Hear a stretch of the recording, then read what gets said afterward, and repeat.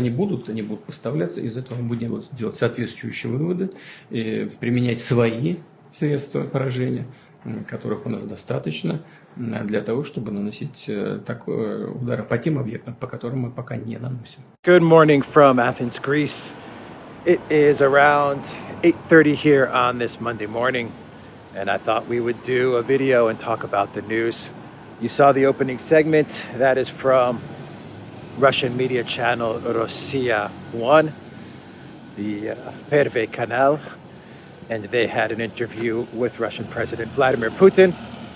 And the Russian president basically echoed what Medvedev said, Dmitry Medvedev, what he said a couple of days ago, which is that these long-range missiles, these HIMARS, and all of these missiles, that these systems that are being given to the Zelensky regime, well, if they manage to strike Russian territory, then we will use weapons that the West has not seen yet and that they have not used, and that Russia will strike back, and it looks like they will strike back hard if weapons are used to hit at Russian territory, and that includes Crimea, which is something that the Zelensky regime has been hinting at. Not only the Zelensky regime, actually, but you also have some people in the collective West as well. Some officials in the collective West have been kind of egging Ukraine on to go after Crimea. But yeah, that's the interview from Rossiya 1 with Russian President Putin, and that interview is actually going to make my Clown World segment as well, so keep that in mind.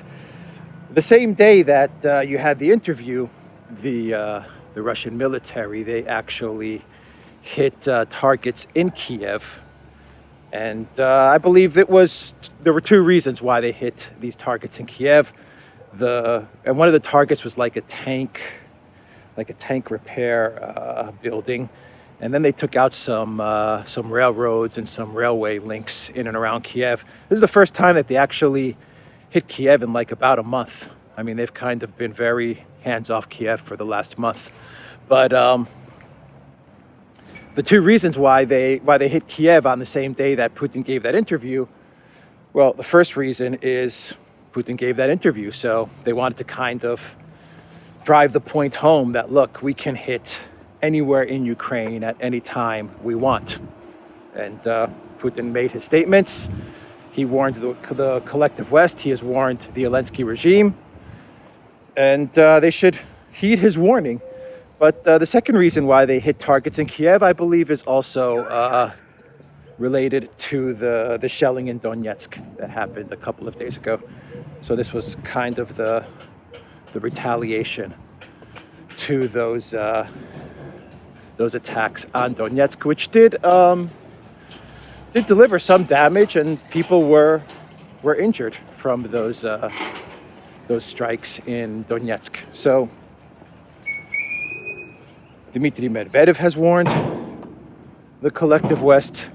Putin has now officially warned the collective West, if these weapon systems, and I think it's a long shot, but if one of them sneaks through and manages to do something on Russian territory, then things are going to escalate. And if there's one thing we've learned about Putin, is that he does not bluff. So you have the UK coming out with a statement. You have Ben Wallace and the UK Defence Ministry coming out and saying that they are going to provide MLRS long-range missiles to Kiev as well. And this should come as no surprise, because it just seems that the UK pretty much does whatever the US does. Like, they copy everything over to an amazing degree. I mean, it's really incredible how the UK copies everything the US does. But the interesting part about this is twofold. The first thing is that, like the US, where we're hearing that they're going to send 4 of these HIMARS systems to Kiev, we are getting reports that the UK is going to be sending 3 of these M270 MLRS systems to Ukraine. So 4 from the US, 3 from the UK, and let's say that Europe provides another, or that Ukraine manages to put together another 2 or 3 of these MLRS, these long-range rocket systems. Let's say they put together another 3, so you'd have a good hello, Mr. Pigeon. That's a new one. All right, you can follow along on the video. So you would have, say, maybe 10 of these systems, and say the Russians take out 5 of those, so then you would have 5 in that actually make it through to the Donbass. Something could happen. I mean, you know, I imagine the Russians aren't too, I mean, they've sent their warnings, but I imagine in reality the Russians are not too bothered with this, because when the war started, Ukraine had a lot of these missile systems to begin with. And actually, Putin made it a point during the interview to say that. He mentioned as much. He said that, look, when the special military operation got underway, Ukraine had a ton of these systems. You know, they had a lot of these long-range systems, and we took them all out. And Putin makes an excellent point. He says, not only did we take them all out, but the fact that the collective West is scrambling to cobble together 5, 6, 10 of these to send to Ukraine, and the fact that Ukraine wants these systems so badly, is proof that the Russian military was successful. They did their job. They took out these weapon systems of the Ukraine to the point that the Zelensky regime is begging for more of these systems. So Putin makes an excellent point, kind of breaking all the BS propaganda from the collective West that the Ukraine military is winning and they've got all these missile systems which are taking out the Russians and the Russian military. Putin makes the point and says, look, if Ukraine had all of these weapon systems and they were so successful, then why are they asking for more? Why are they begging for more? Well, because the Russian military took these out way in the beginning of the special military operation. So we'll see what's going to happen with these MLRS game changers. But the interesting point that I want to make with the UK ones, the 3 UK M270s, is and how they're being sent to Ukraine, copying the United States' move, is this article from the express.co.uk. And I just thought it was funny when I stumbled upon it. And the title reads, Checkmate Putin, cutting-edge UK weapons about to smash Russia with pinpoint accuracy. Checkmate Putin, you see, it's another game changer, everyone. It's a checkmate. It's a checkmate Putin. The UK Defense Secretary has announced that the UK will give multiple launch rocket systems to Ukraine to help the country defend itself against Russian aggression. The MOD said that the artillery system is a cutting-edge M270 weapon system, as it can strike targets up to 80 kilometers away with pinpoint accuracy. According to the MOD, the weapon will offer a significant boost in capability for the Ukraine forces. We've heard all this before. So the HIMARS are game changers. The combat drones were game changers, or are game changers now, these combat drones, and now these UK M270s are game changers. Checkmates. These aren't game changers, these are checkmates. Checkmate Putin.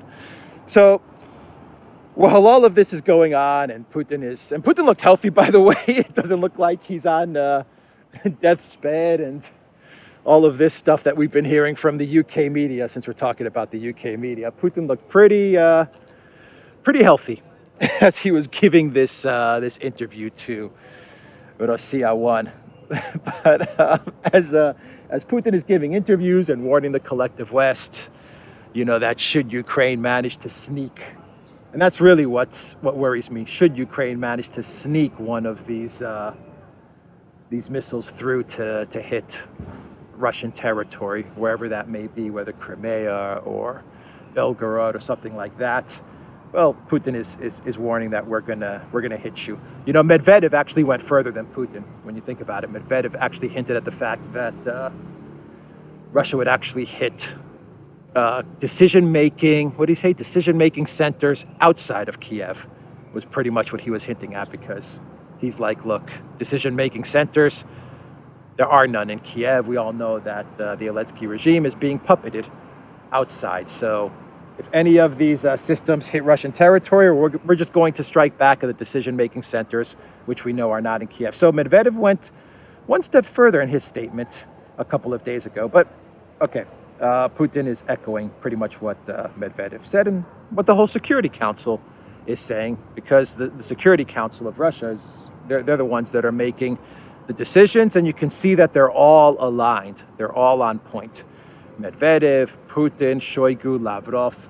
By the way, Lavrov was supposed to be in Serbia. He was going to travel to Serbia on an official visit to Serbia, and his plane was that's been canceled because his plane was not allowed to fly over Bulgaria, North Macedonia, and Montenegro. I believe they closed. Those three countries closed the airspace for the Russian foreign minister. Think about that. An official state visit, a plane carrying the Russian foreign minister was not allowed to travel to Serbia because those three countries closed their airspace. It is not going to turn out well for many EU countries, but something tells me that the countries that Russia is going to be most irritated with are these Orthodox, once upon a time brotherly nations like Greece and Cyprus and Bulgaria. But all of Europe actually seems to be completely at each other's throats, or at least all of Europe seems to be in a fight with the Zelensky regime. Macron, a couple of days ago, gave an interview to a paper in France, and Macron said something along the lines of, we need to find a solution with Russia and provide them some sort of off-ramp, because we should not be humiliating Russia and the Putin government. He actually said that the EU and the US, the UK, should work towards a solution in Ukraine so as to provide Russia a face-saving off-ramp and spare it from humiliation. And when I listen to Macron's statements, I just think to myself, pure projection. What Macron actually means is, I hope that Russia can provide us with some sort of off-ramp so that the humiliation that we're facing or that we're undergoing every day stops. And I just hope that that off-ramp that Russia agrees to is the Italian ceasefire, which is actually a bad deal for Russia. The logic is so screwy. But then again, I say humiliation. Can Macron actually, do these elites, do these idiots actually get humiliated? Does like Van der Crazy and Macron and all of these guys, do they experience humiliation? I don't think so. I don't think sociopaths have these types of emotions. But when Macron made this statement, the Ukraine foreign minister, this guy's a real piece of work. This guy's a real nutcase too. Dmitry Kuleba, he actually came out with a statement and he said, calls to avoid humiliation of Russia can only humiliate France and every other country that would call for it, because it is Russia that humiliates itself. We all better focus on how to put Russia in its place. This will bring peace and save lives. So that's a statement coming out of the foreign minister of Ukraine, Kuleba. But that's not the only spat that we have going on with an EU country and Ukraine. We have the the Ukraine ambassador to Germany, and this guy's another piece of work. This is the guy that called Olaf Scholz, what did he call him? A sultry liver sausage. So this guy, Andrei Melnik, he actually said that the German government cynically refuses to supply us even with old Leopard 1 tanks and Marder IFVs. This is what he said on a social media post, and he branded such behavior as a disgrace that would go down in history. So the fact that Germany is not providing Ukraine old Leopard tanks, and that he actually wants submarines as well, and all of this nonsense is going to go down in history as a mistake. That is according to the Ukraine ambassador in Germany, who it seems like this guy just kind of has like a blank check to make fun of the German government at will, and nothing's going to happen to him. And the German government just kind of, they just take it. they like do nothing. They let this guy like make fun of them on a daily basis, and the Olaf Scholz government just sits there and says, yeah, okay. Thank you, sir, may I have another? Thank you, sir, may I have another? Just keep on, giving us a smackdown, and no problem. It's just the Olaf Scholz government is so pathetically weak. It's that's the disgrace. You want to talk about a disgrace that's going to go down in history? The Olaf Scholz government is going to go down in history, however long it's going to last, as perhaps the weakest German government in that I've ever seen. I mean, the abuse that they get from the Ukraine ambassador on a daily basis is stunning. But that's not the only row that you have going on between EU nations and Ukraine. You have a spat going on between Hungary and Ukraine. And now the Hungarians, unlike the Germans, they don't take any criticism from Ukraine without dishing it out themselves. And so Ukraine has been criticizing Hungary now for the better part of a month, because of Hungary's various stances with regards to the conflict, the fact that they want to remain neutral, the fact that they've taken a firm stance with regards to the oil embargo. Well, Ukraine doesn't like it, so they've been lashing out at Hungary now for the better part of a month. And this time you have the Speaker of the Parliament, Laszlo Kövér, who is coming back and saying that the Zelensky regime, that they have mental issues, specifically Zelensky, the clown puppet president of Ukraine, has mental issues, and he's right. He's probably right. And he said this, he said, I can't recall when a leader of a country in need of help would dare to speak out against anyone in a fashion like President Zelensky did, not only against Hungary, but even against the German chancellor. So you have the Speaker of the Parliament of Hungary is actually coming out and defending. He's standing up for the German chancellor, because the German chancellor doesn't have the cojones to stand up to the ambassador of Ukraine in Germany. So you have to have the Hungarian Speaker of Parliament actually defend, to a certain extent, defend the Chancellor of Germany. So sad for Germany. Kövér said, one should threaten enemies, not those you want to make your friends. There is some kind of personal mental problem, and I don't know what can be done about it. Well, yeah, Zelensky definitely has mental problems. He's an actor, a spoiled actor, so I'm sure he has a lot of mental issues. But the reason that Ukraine is like this is because, and I've said this many times, they're like spoiled children. And they have the United States, who has given an order to all of the EU countries, give Ukraine whatever they want, let Ukraine say whatever they want to say, pamper and coddle Ukraine until we tell you to stop. That's pretty much been the order from the Biden White House, and the EU nations, being lapdog puppets of the US.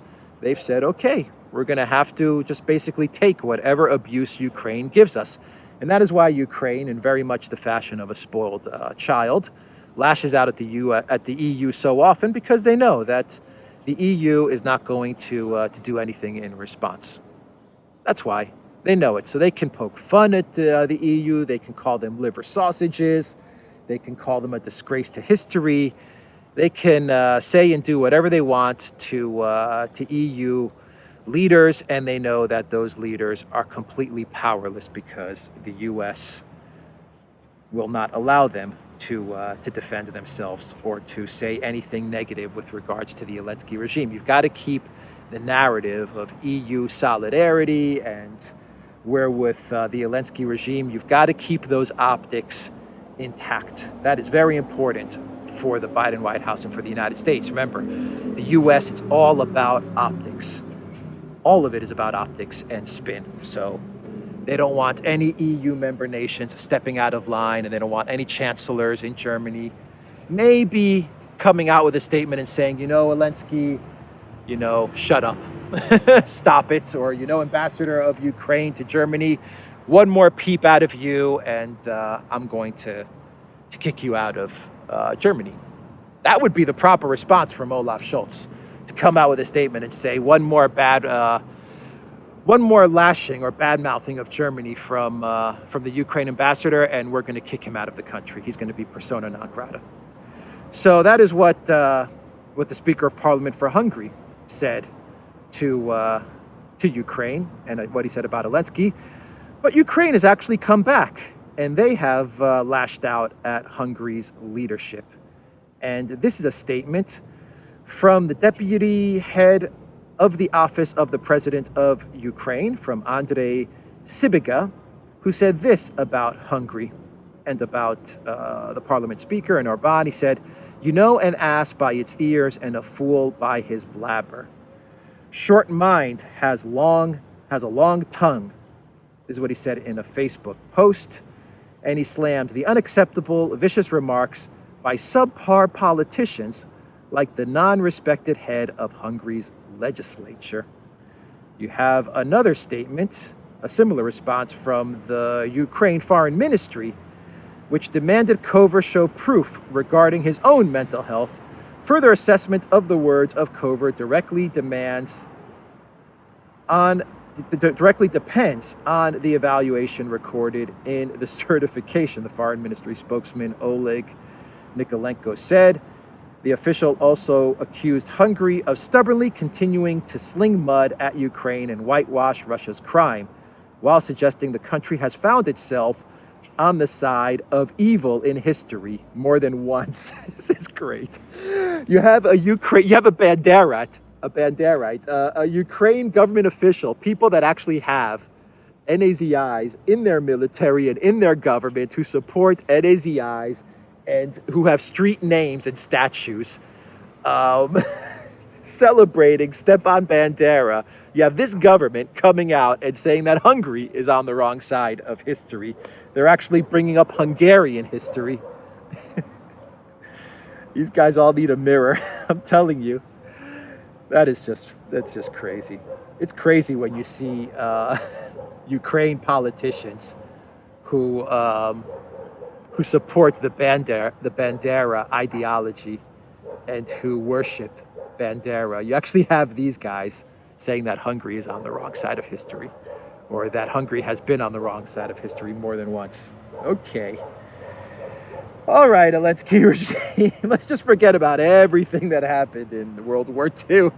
Let's just not even go there. It seems that many countries in Europe have forgotten, so I guess the Zelensky regime can also forget about what happened in World War II and the atrocities that Bandera committed.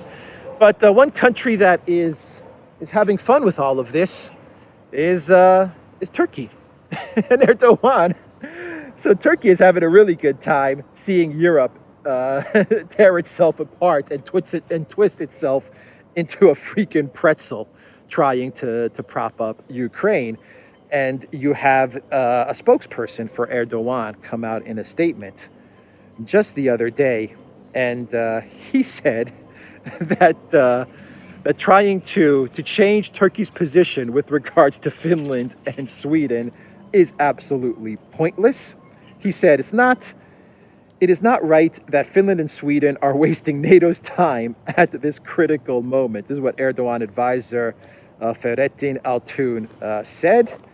And he emphasized that the Scandinavian countries have offered only empty words without action in the face of legitimate Turkish demands. So Turkey is insisting that Sweden and Finland, they actually call Sweden and Finland terrorist, I think they actually call them terrorist states, or they support terrorism. That's what he said. Altun said that Finland and Sweden, they support terrorism, and they need to make a concrete and permanent policy change on terrorism, extradition of terrorists to Turkey, and preventing terrorist organizations from operating on Swedish soil are indispensable. This is just, oh my God. Actually, these were statements made by the foreign minister and Erdogan as well. So they're the ones that made these statements, and this spokesperson is echoing those statements with regards to Sweden and Finland. What's the point in all of this? The point in all of this is that Turkey is, they are completely demolishing the reputation of Finland and Sweden. I mean, they're openly calling them sponsors of terrorism because Turkey, they want all these PKK Kurdish guys and all this PKK Kurdish support. They want Finland and Sweden to denounce their support of the Kurds, denounce their support of the PKK. Any PKK or Kurdish parliamentarians in Finland or Sweden, Turkey wants them extradited to Turkey. And if Turkey doesn't get their way, well, then there's going to be no NATO vote for Finland and Sweden. And I just find it stunning that you have Erdogan and Cavusoglu and this government spokesman. They're just coming out on like a daily basis. And they are just saying that Finland and Sweden, you know, they support terrorism. These are states that support terrorist organizations. And unless they apologize and change their ways, then we're not going to vote them into NATO. I mean, it is such an embarrassment, such a troll, and such an embarrassment for Finland and Sweden. Why did they go down this road? And who would have seen Turkey? Who would have seen this coming from Turkey? I mean, you got to hand it to Erdogan and his team. I mean, they have played this brilliantly, absolutely brilliantly. So which way do I want to go here? Let's walk this way. And so those are the statements coming out of Erdogan. Actually, Erdogan was giving a speech as well over the weekend, and he said that that the EU is in complete panic over, I think he said, the 14 million Ukraine refugees that are flooding Europe. And Erdogan said that that Turkey managed to handle and continues to deal with the refugees that they have, while the EU is unable and in complete panic mode, trying to find a way to deal with the Ukraine refugees. So he was once again poking fun of the European Union. Seems like Erdogan really enjoys making fun of Europe. Who will ever forget his meeting with Ursula von der Leyen and Charles Michel, where he made von der Leyen sit on the sofa in the corner. He only had one chair, and it was for either Michel or von der Leyen, and Michel sat on that seat, and then he made von der Leyen sit in the corner. There's no doubt about it. Erdogan really enjoys making fun of the EU. I mean, he really, really loves it. And he's having fun. He's having fun with Finland and Sweden. No doubt about that either. So, with that being said, oh, by the way, Erdogan is right. They are panicking. The EU is absolutely panicking with the burden of having to deal with so many refugees. Poland is looking for money. I mean, they're looking under the sofa cushions. They're trying to get money to deal with all of this because they've got something like, I don't know, 4 million Ukrainian refugees now. I mean, they are the leading country when it comes to Ukraine refugees. And they're looking for money. And Poland came out with statements over the weekend again saying, you know, we got to confiscate the Russian reserves because we got to pay for all of this, all of these refugees. And Poland is just looking for all kinds of ways to get money from the EU. Yeah, they're panicking, no doubt about it. So let's do a clown world. And in this clown world, we're going to go back to the Putin interview with the Perve Canal, Rossiya 1. And this is a great clown world. This is just, oh, there's this clown world good. So Putin was giving this interview to Russian state media. And yesterday there was also the qualifier for the World Cup between Ukraine and Wales. So the winner of this match is going to make it to the World Cup, and they're going to play in Qatar. A very important match, right? And this was the match that Ukraine, obviously, they beat Scotland to make it to this match to face off against Wales. And this was the match that was going to decide who was going to qualify for the World Cup, the biggest sporting event in the entire world. Huge deal. And obviously, everyone in Ukraine was watching the match. And the people that were watching the match on a TV station, actually I believe it's an OTT channel called OLL.TV. The people that were watching it on OLL.TV, in one instance, this is great, the football match was interrupted by the Putin interview with Russia 1.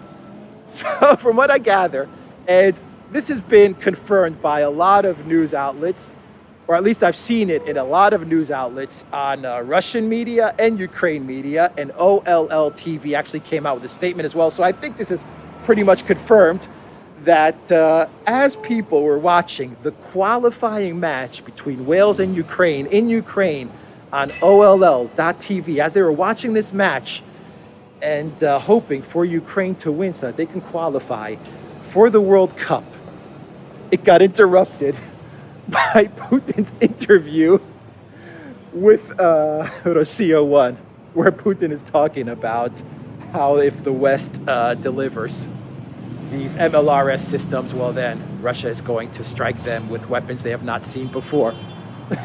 Can you imagine that?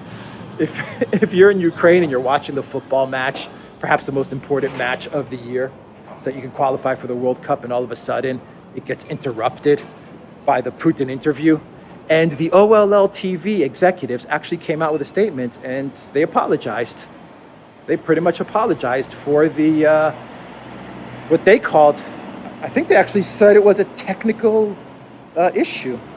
Technical difficulties is, I believe, their statement. Let me pull up their statement. That's what they said. The management of OLL TV apologized to the audience for the inconvenience. This is according to RIA Novosti. And the match ended, of course, with Ukraine losing, actually. An interesting part about this, and I'm sure there's some sort of narrative about this as well, but from what I understand, Ukraine lost 1-0, and they lost via an own goal. In other words, the Ukraine footballer scored an own goal, and that gave Wales the 1-0, the 1-0 victory. So I don't know. I think there's something there, some sort of irony or lesson there. I'm not sure what exactly, but man, that must have been just really, really weird to be watching the football match on Ukraine TV and then to have it cut off and go to the Putin interview with Russia 1, with Channel 1 in Russia. Wow. But it happens. You know, those technical difficulties, they happen. I don't know. Maybe it was a hacker. Maybe something happened. Or maybe it was just a technical difficulty. Maybe someone in the control room in OLL.TV is a Putin supporter. Who knows? All kinds of scenarios may have taken place. But anyway, that is the clown world, everybody. I will leave it there. theduran.locals.com, and check out Alexander's channel and check out the Duran's channel for more news. Take care.